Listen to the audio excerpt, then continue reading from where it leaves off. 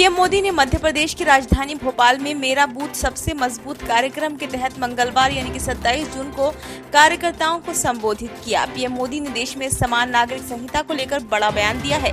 PM ने कहा, एक घर दो कानूनों से नहीं चल पाएगा, ठीक उसी तरह से एक देश में दो कानून नहीं हो सकते हैं।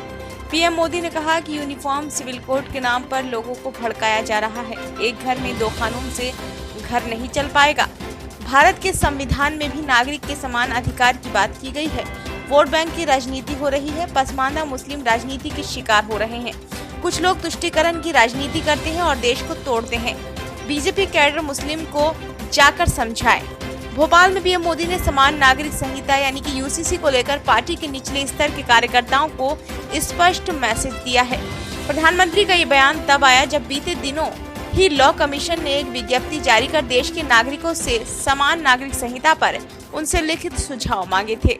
समान नागरिक संहिता देश के सभी नागरिकों के लिए समान कानूनों की बात करती है, यानी विवाह, तलाक, बच्चा गोद लेना और संपत्ति के बंटवारे जैसे विषयों में सभी नागरिकों के लिए एक जैसे नियम। देश में इस समय अलग अलग धर्मों को लेकर अलग अलग कानून है, इसलिए देश में बीजेपी बीते काफी सालों से यूसीसी लाने का प्रयास कर रही है।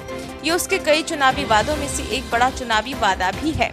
चूँकि अभी विधि आयोग ने देश के नागरिकों से यूसीसी को लेकर सुझाव मांगे हैं और इन सुझावों की अंतिम तिथि 15 जुलाई होगी। इसके बाद मिले सुझावों के आधार पर कानून मंत्रालय और इस क्षेत्र में काम करने वाले लोगों, राजनीतिज्ञों, शिक्षाविदों और सभी धर्मों के लोगों की एक कमेटी की भी राय ली जाएगी और उनके सुझावों के आधार पर कानूनी जानकारी रखने वाली एक टीम इसका प्रारंभिक ड्राफ्ट तैयार करेगी। उस ड्राफ्ट के तैयार होने के बाद ही ये पता चल सकेगा कि आखिर देश में ये कानून किस तरह का होगा। हालांकि अभी तक की मिली जानकारी के अनुसार यूसीसी इन मुद्दों को टारगेट करेगी: मैरिज, डिवोर्स, उत्तराधिकार, अडॉप्शन, गार्जियनशिप और जमीन और संपत्ति का बंटवारा।